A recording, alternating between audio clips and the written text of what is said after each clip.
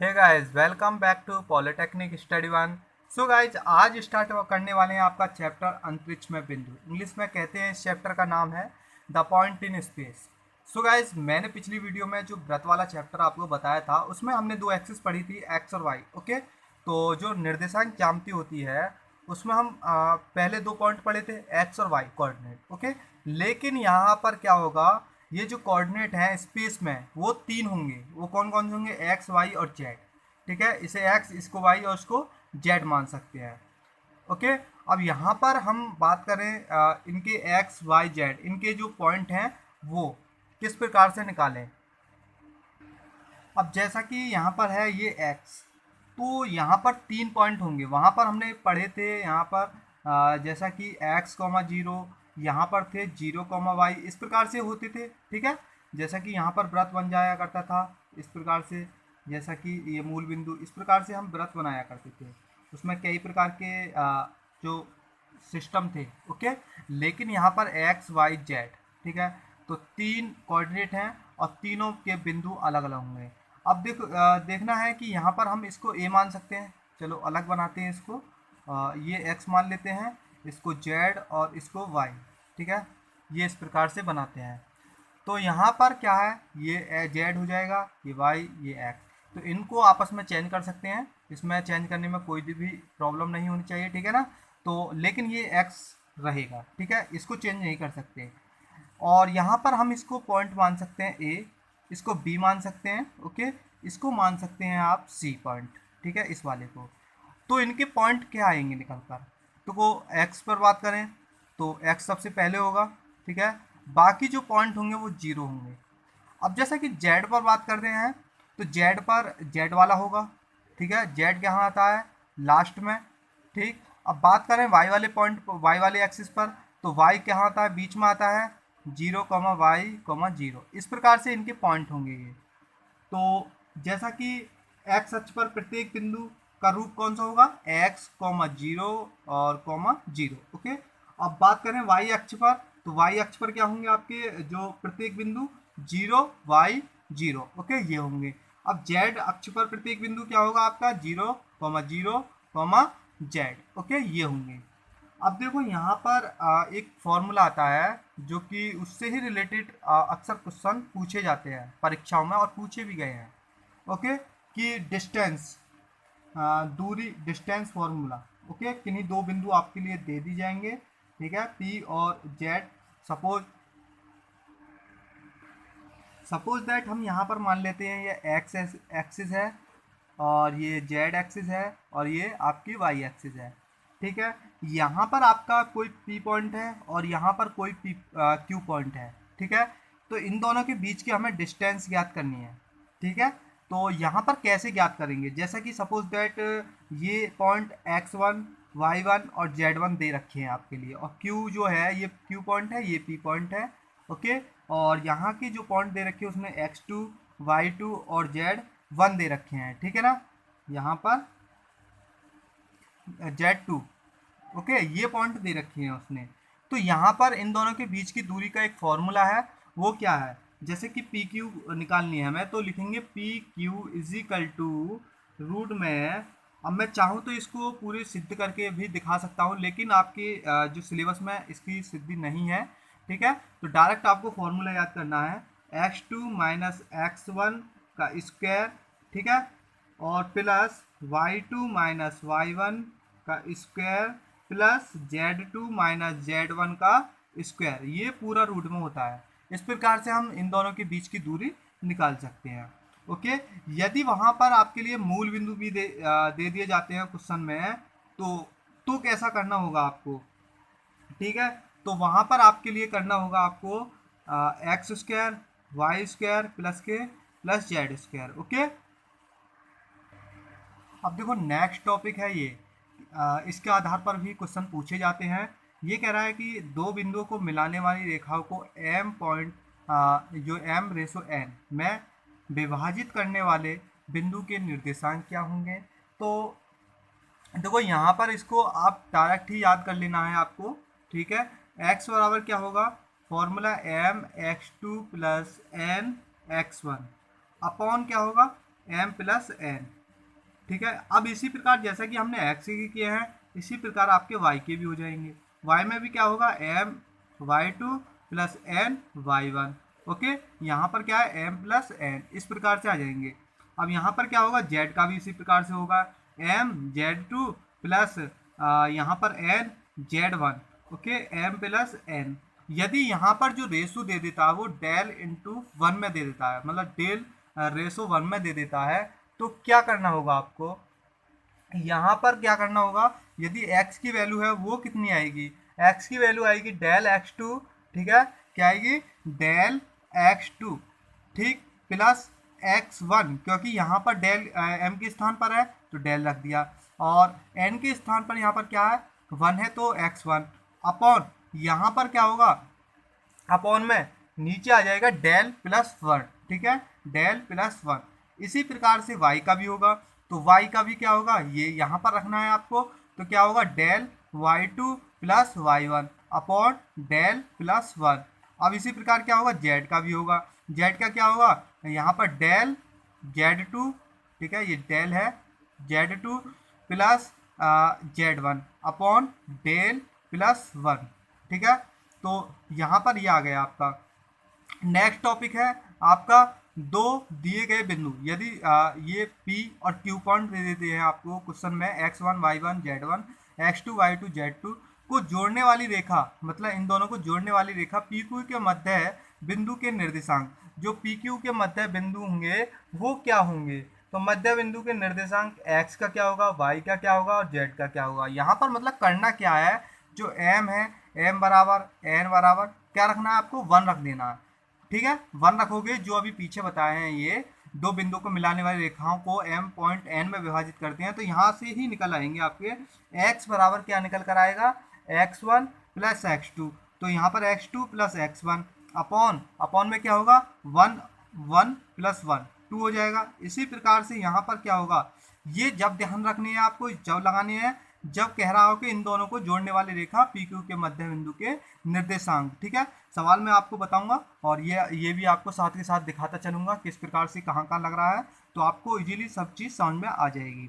y बराबर भी क्या होगा आपका y2 प्लस y1 अपॉन 2। इसी प्रकार से z का जो निर्देशांक होंगे वो कौन से होंगे, z के coordinate z2 plus z1 upon 2। Okay, अब देखो नेक्स्ट टॉपिक है आपका त्रिभुज के केंद्रक। यदि क्वेश्चन में त्रिभुज के केंद्रक पूछ लेता है तो त्रिभुज के केंद्रक किस प्रकार से निकालेंगे। ओके, तो क्वेश्चन में क्या दे सकता है, वो 3 पॉइंट त्रिभुज के दे सकता है। जैसे कि आपके सामने ये कोई त्रिभुज है, ओके, तो यहाँ पर एक आपके सामने त्रिभुज है, ये आपने A पॉइंट, ये B पॉइंट और ये C पॉइंट माना, तो इसके जो निर्देशांक होंगे वो x1 y1 z1 ये पॉइंट दिए हैं। ठीक है, उसने अब B के भी पॉइंट उसने दे दिए हैं यहाँ पर x2 y2 z2। इसी प्रकार से यहाँ C के भी पॉइंट उसने दे दिए हैं। C के पॉइंट क्या है, x3 y3 z3। ओके, ये पॉइंट दे दिए हैं, तो उसके त्रिभुज के केंद्रक हम किस प्रकार निकालेंगे। तो यहाँ पर जो केंद्रक मतलब यहाँ पर G, ये आप मान सकते हैं G यहाँ पर होगा। ठीक है, तो G की जो मान होंगे वो कितने होंगे, G का मान, तो G के कोऑर्डिनेट, ठीक, यहाँ पर G के जो कोऑर्डिनेट होंगे वो क्या कौन कौन से होंगे, यहाँ पर जब बात करते हैं इसकी, ठीक है, ए वाले पॉइंट पर, तो पहला जो कोऑर्डिनेट होगा वो होगा x1 x2 प्लस x3। ठीक है, सबसे पहले x पर बात करें तो x वाले जितने भी हैं 3 पॉइंट होंगे, x1 x2 x3 अपॉन 3, तीनों पॉइंटों को जोड़ना है, अपॉन जितने भी संख्या 1 2 3 ये 3 है पॉइंट, तो भाग करनी है 3 की। इसी प्रकार से y के में करनी है y1 plus y2 plus y3 upon 3। इसी प्रकार जो तीसरा कोऑर्डिनेट होगा आपका z वाला, z1 z2 plus z3 upon 3, ये आ जाएंगे आपके पास। ओके, अब जैसा कि नेक्स्ट है दिक्कोण तथा दिक्कोज्याएं क्या होती हैं इसमें। ठीक है, ये जो दिक्कोण और दिक्कोज्याएं हैं ये हर सवाल में आपको चाहिए। ठीक है ना, तो आपके सामने ये एक डायग्राम है, x y z, ये तीनों आपके अक्ष हैं। यहाँ पर एक हमने सरल रेखा खींच दी है यहाँ पर x z में। ठीक है, यहाँ पर ए भी कोई सरल रेखा है। सरल रेखा जो अक्ष हैं ये आपने कोई ओ पॉइंट माना, तो ओ एक्स, ओ वाई, ये यहाँ से यहाँ तक, ओ जेड की जो धनात्मक दिशाओं से जो कोण बन रहे हैं, देखो यहाँ से अल्फा, और ये यहाँ से यहाँ तक जो कोण बना ये गामा, यहाँ से लेकर यहाँ तक बीटा कोण बना। ओके, जब ये बीटा कोण बन गए हैं तो इन कोण की कौज्या क्या होंगी, वो कौज्या, तो कौज्या होंगी, एक तो कॉस अल्फा होगी, ठीक है, कॉस अल्फा, दूसरी जो होगी आपकी कॉस बीटा होगी, कॉस बीटा, तीसरी होगी कॉस गामा। ये आपकी तीनों कौज्याएँ होंगी, और इनकी दिक्कौज्याएँ क्या होंगी, तो हम दिक्कौज्याएँ जो कह सकते हैं, इन्हें ही कह सकते हैं दिक्कौज्याएँ। ओके, लेकिन यहाँ पर जैसा कि आप जानते हैं, इन्हें हम एल, एम और कॉमा एन से प्रदर्शित कर सकते हैं। और यहाँ पर हम L बराबर क्या लिख सकते हैं, L बराबर कॉस एल्फा लिख सकते हैं। इसी प्रकार हम M बराबर कॉस बीटा लिख सकते हैं, ठीक है। अब यहाँ पर तीसरा बचा है N बराबर हम कॉस गामा लिख सकते हैं, ठीक है। इस प्रकार से लिख सकते हैं, और ये आपको, ये सभी चीज़ जो मैंने आपको बताई हैं ये आपको याद रखनी है। L बराबर कॉस एल्फा, M बराबर कॉस बीटा, N बराबर कॉस गामा, और जो आपकी ये cos alpha, cos beta, cos gamma, ये दिक्कौज्याएँ हैं, और जो हम L, M, N से व्यक्त कर सकते हैं, जो इसके बराबर हैं, ये इसके बराबर, ये इसके बराबर, ये इसके बराबर, क्योंकि इनसे बहुत ज़्यादा सवाल हम सॉल्व कर सकते हैं। और ठीक है, तो यदि यहाँ से कोई पॉइंट दे रखे हैं, जैसा कि एक्स अक्ष से जीरो कोण दे रखा है, ठीक है, एक कोण उसने जीरो दे रखा है, दूसरा जो कोण दे रखा है उसने 90 डिग्री का दे रखा है, तीसरा भी जो कोण है वो 90 डिग्री का दे रखा है। तो एक्स अक्ष से जो दिक्कौज्याएँ होंगी वो कौन कौन सी होंगी, एक्स अक्ष पर दिक्कौज्याएँ, ठीक है, वो एक्स अक्ष से दिक्कौज्याएँ होंगी आपकी कौन कौन सी होंगी, यहाँ पर एक्स अक्ष से दिक्कौज्याएँ होंगी 1,0,0। ये कैसे, देखो आप इसमें रखना एल्फा के स्थान पर कॉस जीरो, तो कॉस जीरो का जो मान होता है वो 1 होता है। कॉस 90 बीटा के स्थान पर 90 रखना है तो 0 आ जाएगा। अब यहाँ पर कॉस गामा के स्थान पर ये रखना है। इसी प्रकार से ये तीनों मान यहाँ पर एक्स अक्ष, ये वाई अक्ष, ये जेड अक्ष, इसी प्रकार से आ जाएंगे। तो मैं यहाँ पर लिख दे रहा हूँ आपके लिए, वाई अक्ष पर क्या होंगी दिक्कौज्याएँ, यहाँ पर होंगी आपकी वाई अक्ष पर 0, 1, 0, ठीक है। इसी प्रकार जेड अक्ष पर क्या होंगी आपकी 0, 0 और ये यहाँ पर 1, जैसा कि हमने पीछे पॉइंट पढ़े थे एक्स के, वाई के, जेड के, ठीक है। तो वो ही यहाँ पर ये दिक्कौज्याएँ हैं। ओके, समझ में आ गया होगा आपके। अब देखो दिक् अनुपात कैसे होता है, दिक् अनुपात कैसे निकालते हैं, ठीक है। यदि एल, एम तथा एन किसी सरलरेखा की दिक्कौज्याँ हो तो तीनों संख्याएं, जैसे कि आपकी संख्या दे सकता है ए, बी और सी, तो इनके समानुपाती हैं, तो दिक् अनुपात क्या होगा, दिक् अनुपात होगा आपका, यहीं पर आपको मैं लिख रहा हूँ L अपॉन ए, इस संख्या के बराबर L का मान A, और इजिकल टू M इसके बराबर अपॉन B, मतलब समानुपाती हैं, C जो होगा N के, ठीक है, समानुपाती।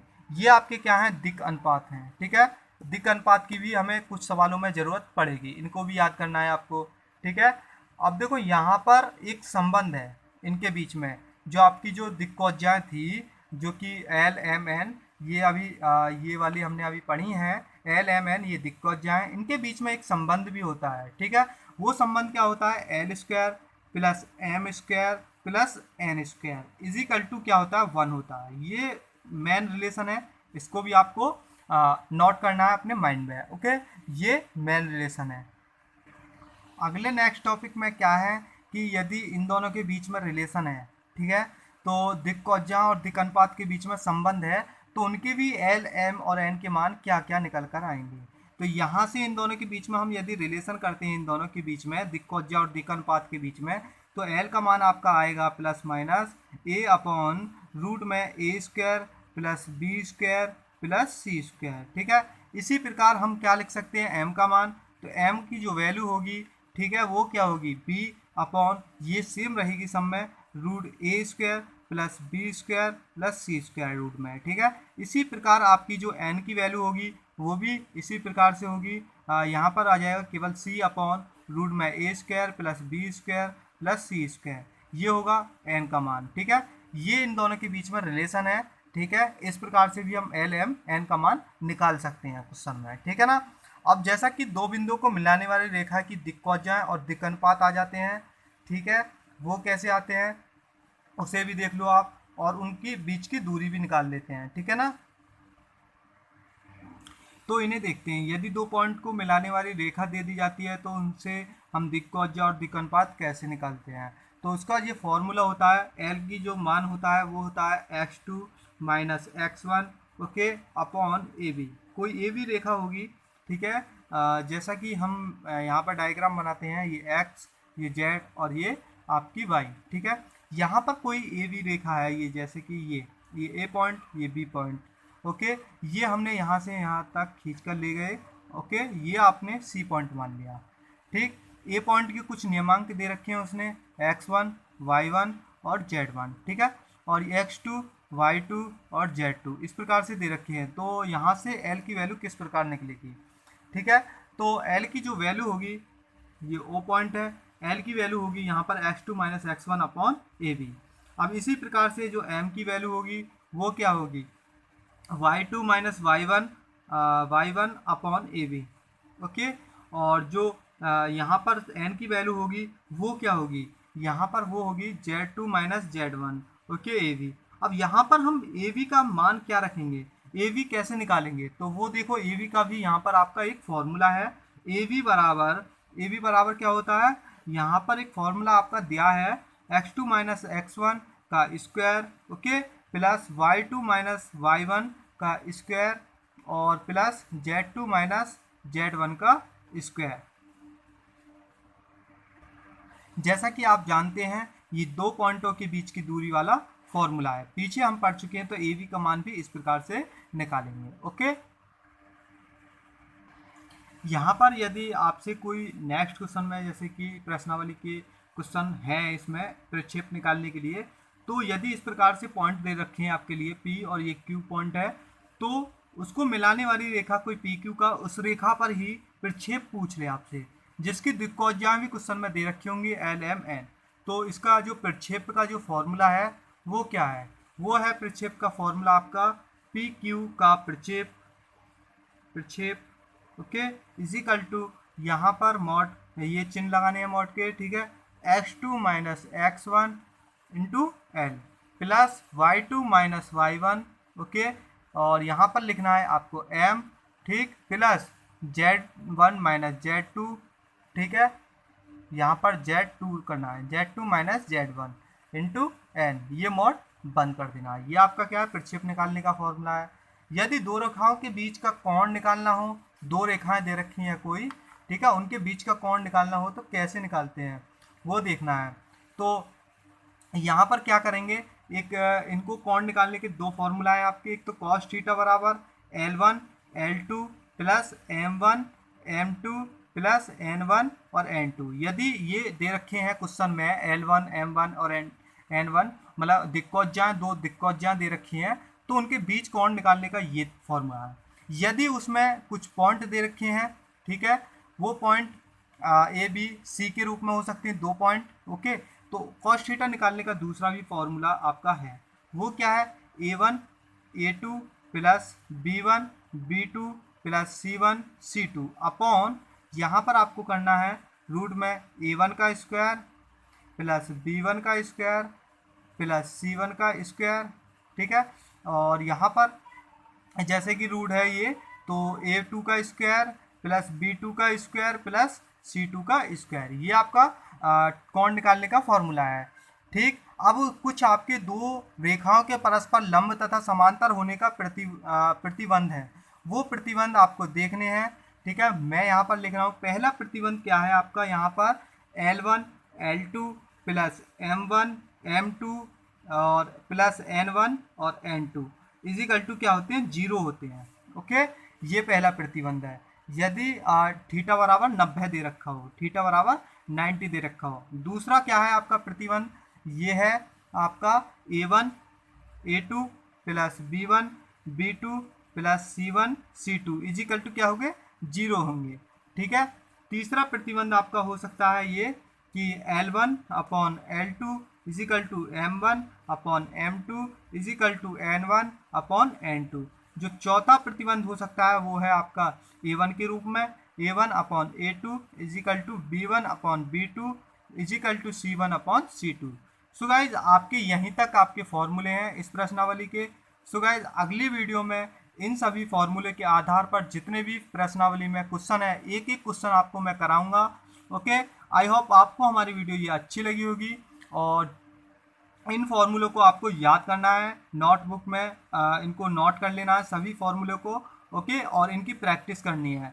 और ये वीडियो आपके लिए आ जा रही है, ठीक है। आज इस वीडियो को आप देख रहे हो तो कल इसके ऊपर प्रश्नावली के ऊपर वीडियो आएगी। और जब तक आप प्रश्नावली को देखो उससे पहले आपको ये सभी फॉर्मूले तैयार हो जाने चाहिए, ठीक है। सो गाइस मिलते हैं आपसे नेक्स्ट वीडियो में। Thank you.